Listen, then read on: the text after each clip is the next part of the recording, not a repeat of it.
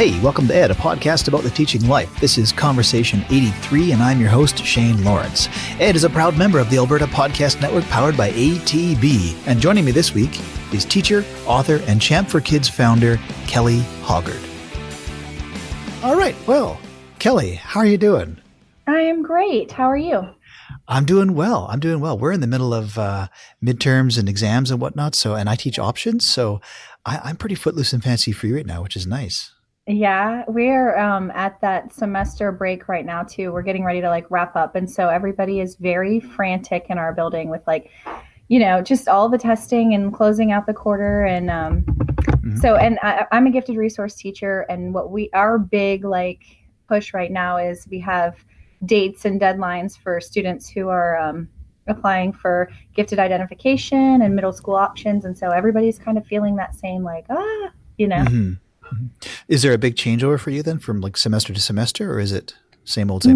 No, I have a student caseload in the building, and then I also work with the gifted cluster teachers. So the classroom teachers that have students who are identified gifted, I work with them. We collaborate on enrichment activities, and then I go in and do classroom lessons as well. So it's kind of a mixed model of classroom lessons, co-teaching lessons with the teacher, and then a lot of work with teachers so that when I'm not in there, we come up with ideas and things for enrichment and passion projects and lots of inquiry-based stuff. So it's a specialist type of a role, but I still get to work with students and teachers.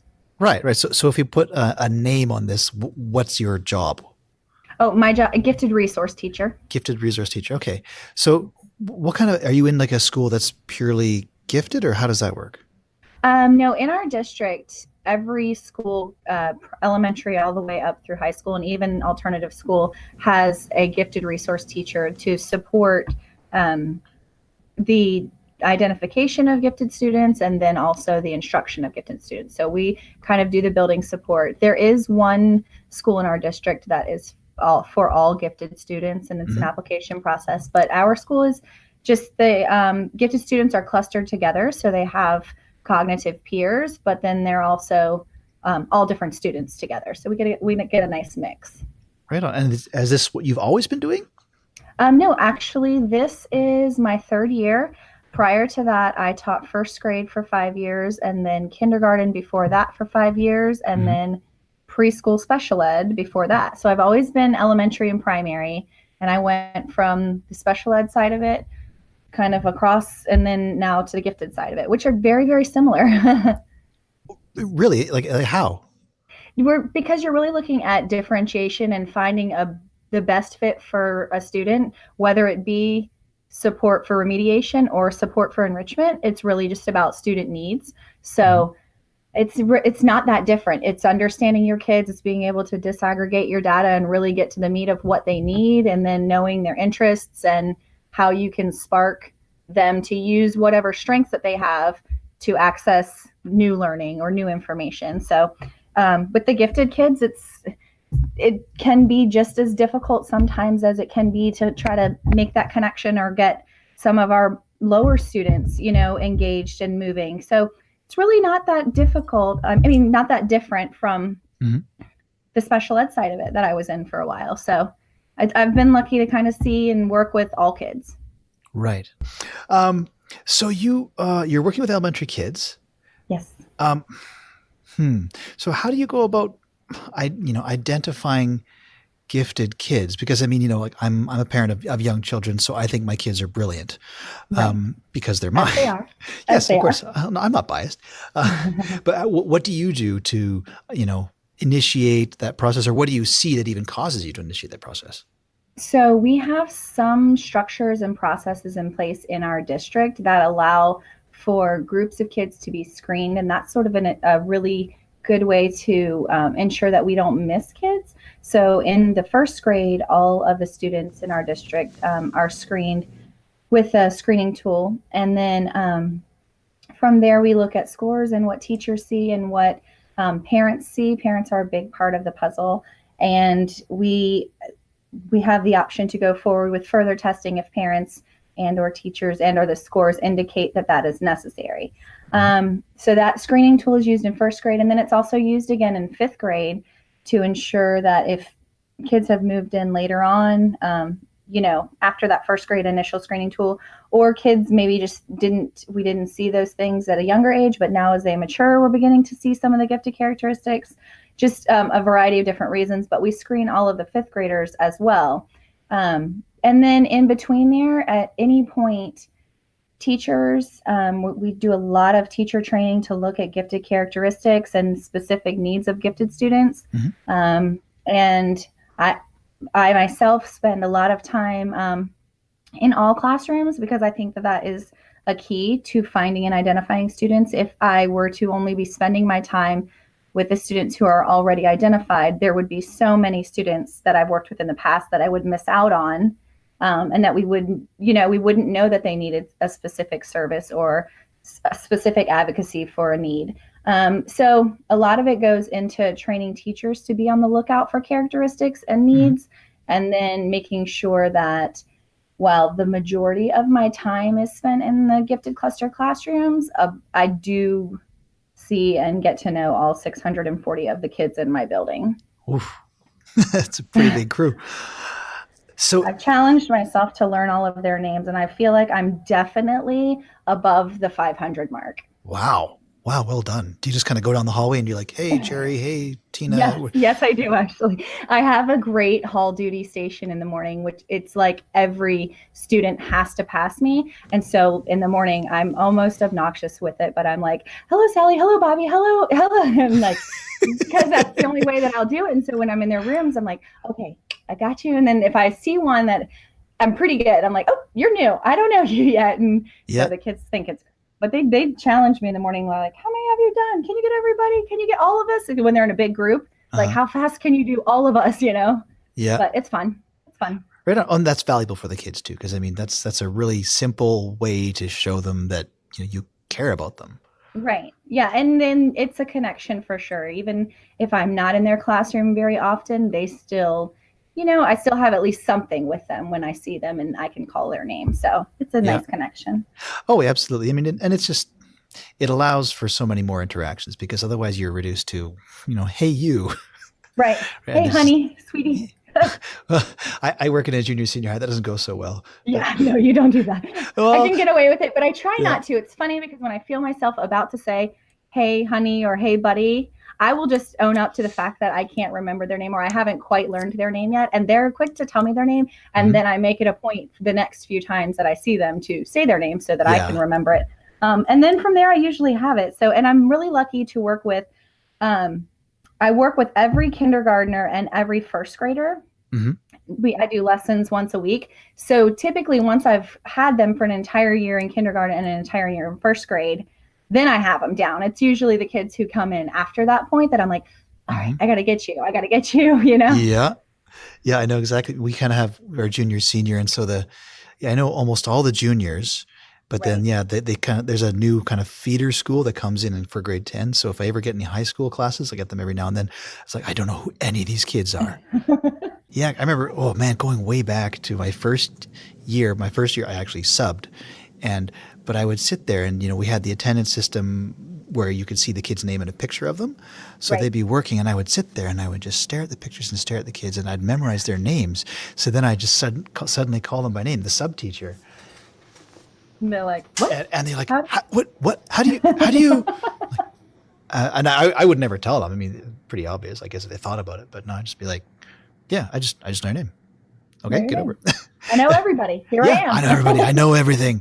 Yeah. But it does, bridge a really big gap, very simply. So that's nice. And I mean, you are, bringing in the buzzword here, you are a champ for kids. Yeah, that's the C for in champ for kids is connection. So that is a part of that whole vibe. Actually, it flows right in there. It is. Right. So being a champ is being connected, being hopeful, being an advocate, being mindful, and being passionate. Being connected, hopeful, advocate. I'm writing these down. Mindful. Being mindful. I got that one. Being passionate. Awesome. Yes.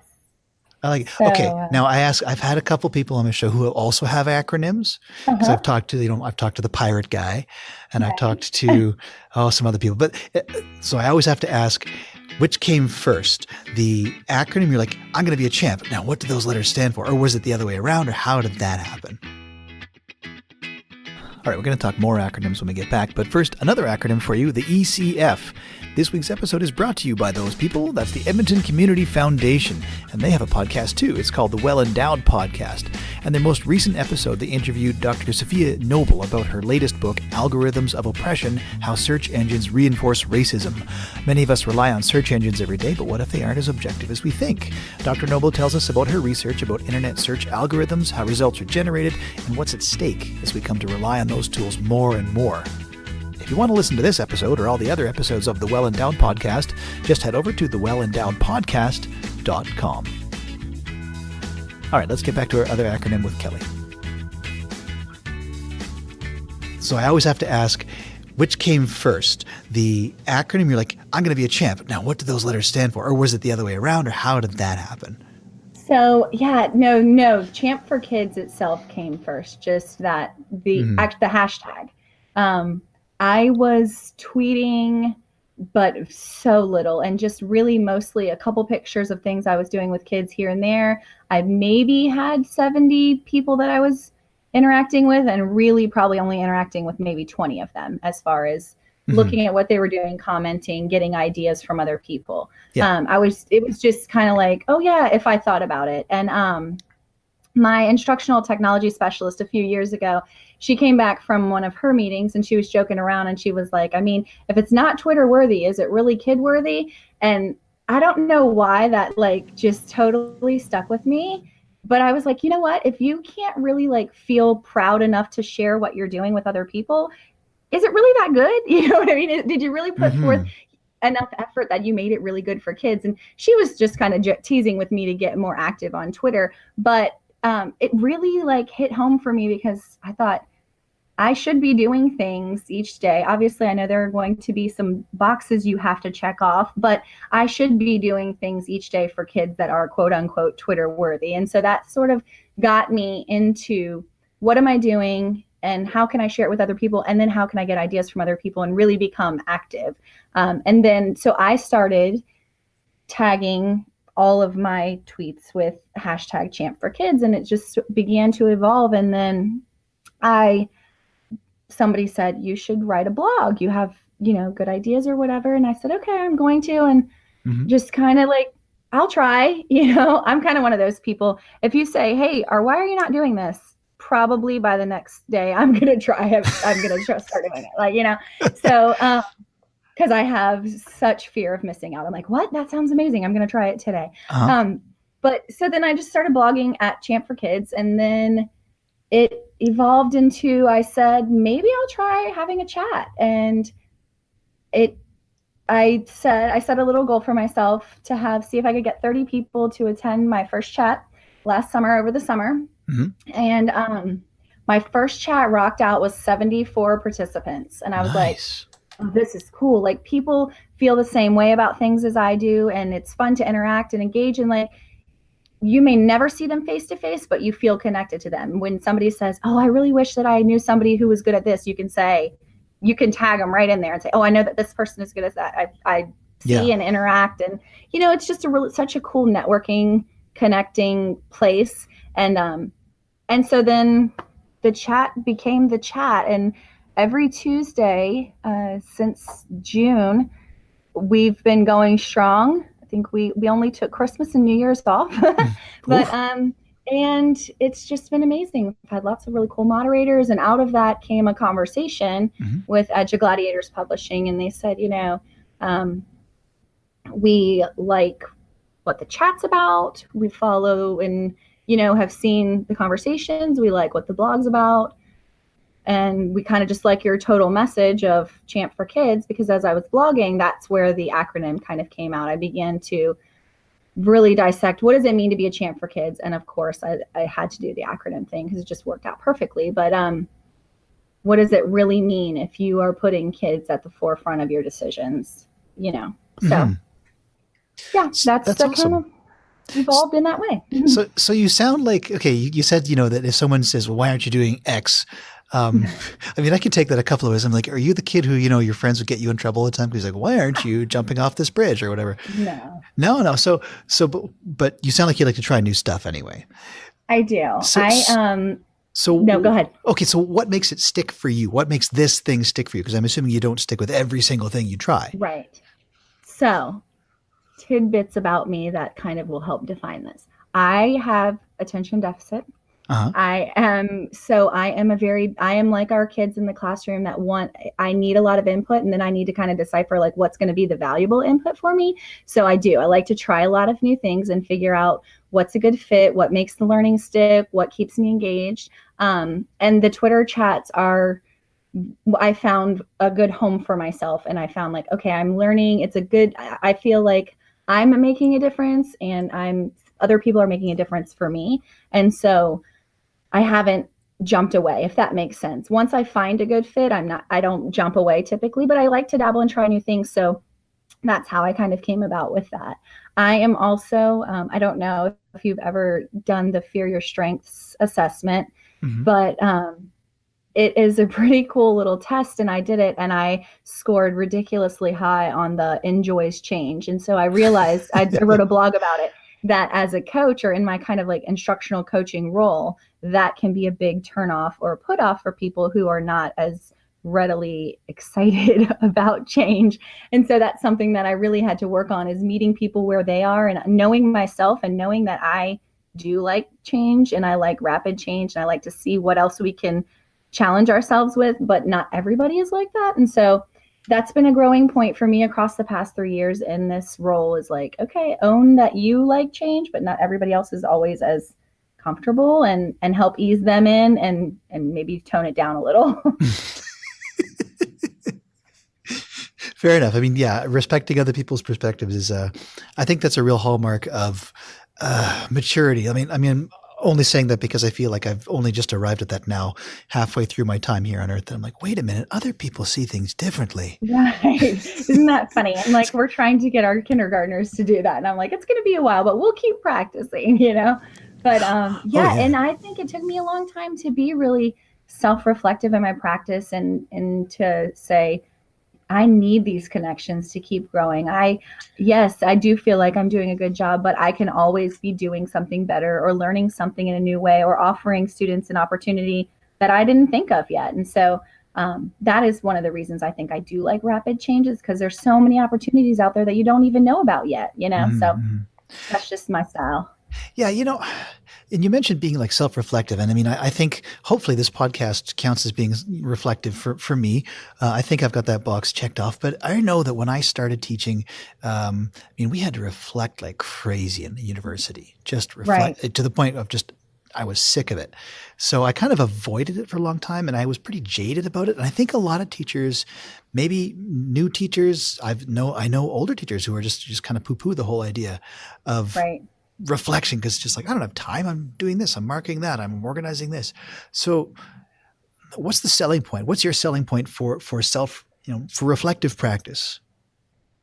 I just feel like it really is, if we really own how much we impact the day-to-day for our kids, then we have to be reflective of what that impact looks like. You know what I mean? A lot of times, and I hear it all the time, and I understand, because I'm sure I said it as a classroom teacher, but it's like, this kid won't, this kid can't, he doesn't, she isn't, you know what I mean? And I'm like, okay, so let's pause and let's think about what input we've given. How have we supported? What do they need more challenge? Do they need more support? What are we doing that could make that this kid finally can, or she is finally, you know what I mean? Mm-hmm. So I'm really, as far as before we say what the student can or cannot do, I want to talk about what we can or cannot do. Like, what have we tried to support? And then let's talk about, okay, so this was how the student reacted to what we did. Now, can we change something about that in order to help the student be successful? I'm all kid victories all the time. So, and the teachers that work with me will be like, I already know what you're going to say, and I'm like, let's just look at it from that perspective, because it's so hard to self-reflect, and everybody is doing the best they can. I don't believe for 1 minute that any teacher wakes up in the morning and says, well, I'm only going to go to work and give it half, you know? Hmm. But if we do take the time to say, all right, what is my role in this student's success, as opposed to just what is the student doing? What am I doing? Then I think we kind of tweak some things, and Hmm. hopefully our kids see some success. Well, let's bring it back around to the kids because I mean, speaking of ADD, I mean, I don't have an official diagnosis, but if someone, if a doctor told me I'd had that, I'd be like, yeah, okay. So, Right. rabbit trails. I was not surprised when I was diagnosed. Oh, yeah, yeah. But let's bring it back around to the kids because this is Champ for Kids, and I think Right. we walked down the road of what that means. But how does that connect to the students that you're interacting with on a regular basis? So I am if as you kind of go through the like chapters or sections of champ, it all comes back to how do we keep students first. Everything is about creating, like in the whole hope section, it's talking about practical ways to create a hopeful culture for your kids so that your kids feel and really truly believe that you believe in them, because that's powerful, and they understand that I have this person in my corner per se that believes that I can do it, tells me the reasons that they believe, they back it up with a because. I know you can do this because, not just I believe in you, but I believe in you because I've seen you do X and that will help you do Y. Those kinds of things, very specific praise, to help create that hope. And just a lot of kid-centered ways that you can connect to kids, and kid-centered ways that you can advocate for them and teach them to advocate for themselves. And so I think throughout everything that I do in my building, when I'm working with my teachers, when we're looking at a specific kid, it's just, what are we doing for this kid? What is specific to this kid? Strengths, always strengths-based approach for me. What can they do so we can help them learn to do what they cannot do yet? And just keeping them really at the forefront of every decision that we make. That seems very reasonable. Yeah. It seems like when you say it, it's like, well, duh, aren't we doing that? But Yeah. then when we get in the throes of the real practice, we're not always doing that. And we Mm-hmm. see that when we have those kids that we're like, yeah, I'm not really sure what he's into. Or, Mm-hmm. well, I'm having a really hard time writing the strength side. I have all these concerns and weaknesses, but I really can only, he really likes to read. What, and I'm like, okay, well, clearly we are not connecting then, because you should know Mm-hmm. more about your students, and so, and I don't think, like I said, I don't ever think that it's not for a desire, but it's a hard job. Teaching is a hard job, and you have a lot on your plate, and you're trying to really help a lot of people in a lot of different ways, and some days you don't know what you're walking into. But I'm just a big proponent of stopping and making sure that kids are kind of guiding your direction of not only what you're delivering in just the act of teaching, but also what does your classroom look like? What do your interactions look like? Who may need a little bit more of your time Mm-hmm. that day than somebody else? And, being mindful of that. And Well, yeah, I mean the whole relational aspect of teaching, getting to know your kids and forging those bonds so that learning can occur. It is all. It can get pretty messy, if you don't like what it sounds like. What you've done is sort of you've codified the whole process in a lot of ways, or codified kind of the things that we need to be mindful of, to use one of your letters right. there, right? And it kind of goes through just like, here are and it sort of takes like just in the book per se. I have just a boxing analogy kind of thing. I'm not a real boxer. It just fired me up to feel that like champion victory, hands raised because we did it.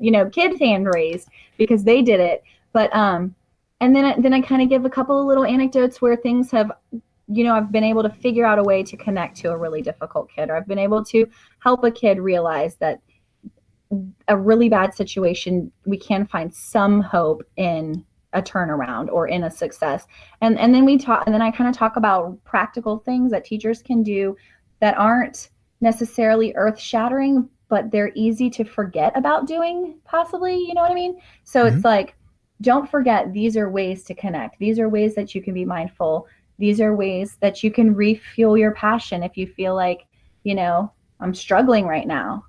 What are some so that's just kind of the layout per se of what we're looking at. And just it sounds like you said, it seems like obvious, and that's what we should all be doing. We know we should be doing it. When we went into this profession, we said we were going to do it every day, and then we realized, oh my gosh, there's testing, and there's behaviors, and there's so many of them, and all the things all the time, and then there's the kids, and sometimes they get shuffled a little too far to the left or right, and it's like, okay, they need to get right back in the center. They need to be right in our direct line of vision, because whatever we're doing has got to be about them.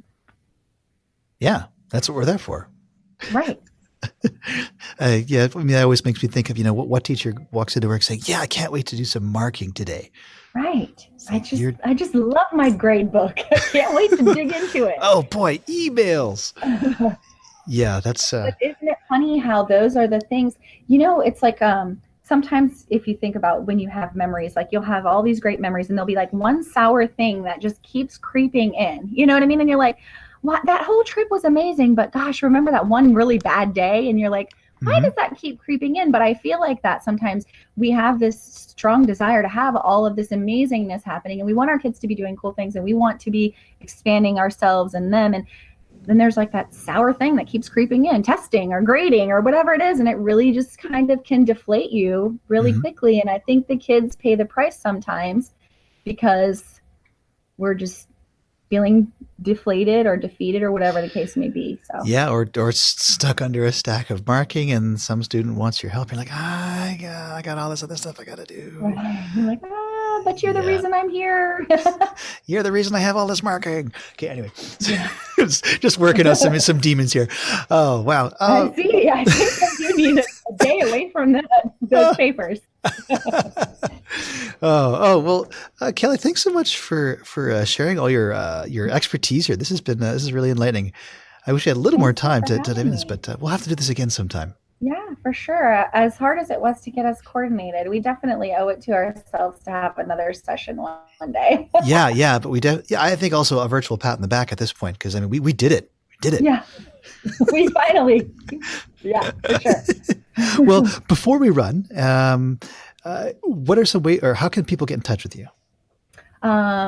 Twitter, of course, it's at khoggardgrt. And then my blog is wordpress.com Champ for Kids. It's /Champ for Kids.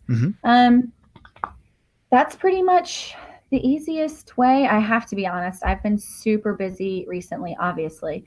And I have not blogged nearly enough. So I've got to get back on my train. I was doing really good, and I challenged myself with like putting out at least one blog every like 2 to 3 weeks. And I hate to say it's been like 3 months now. So there's that. But that's all right. I've been writing away for the book. So that's kind of taken place of it. Yeah, I imagine you've probably written several blog posts worth. And so that's perfectly fair. Yes. All right. Well, we'll look forward to when's the book going to come out? So I submit to the publisher. We have a few weeks of back and forth copy editing, but this spring we should be ready to. It should be in the bookshelves and available on Amazon. Right on. We're looking forward to that. Thank you. All right. Well, Kelly, thank you once again. This has been a really great chat. For sure. Have a great night. Yeah, you too. Take care. Thanks. Bye-bye. Bye-bye. Hey, it's Eric from Pop Cycle, the Pop Culture Connections podcast. On our show, we discuss just how incestuous pop culture really is, but in a really fun way. We take a chunk of culture, be it a movie, an actor, a song, a musician, or a book, and then by going as far away as possible, by way of 6 degrees of separation, we end up right back where we started. It's a lot of fun, so if you're so inclined, take a listen. We're also part of the Alberta Podcast Network, so you can find us via albertapodcastnetwork.com or wherever you get your podcasts. And if you want to get in touch or you want to be a guest on the show, you can email me at theedpodcast@gmail.com or hit me up on Twitter at theedpodcast. If you want to listen to more of Ed, you can head over to the website, theedpodcast.podbean.com, or find us on Apple Podcasts, Spotify, or the podcatcher of your choice. Just search up Ed Conversations. Ed is a proud member of the Alberta Podcast Network powered by ATB, and Ed can also be heard on Voice Ed Radio. It's 24-hour internet broadcasting devoted to the best ideas in education. Just head over to voiced.ca. So, on behalf of myself and Kelly, thank you so much for listening, and we'll catch you next time. Bye.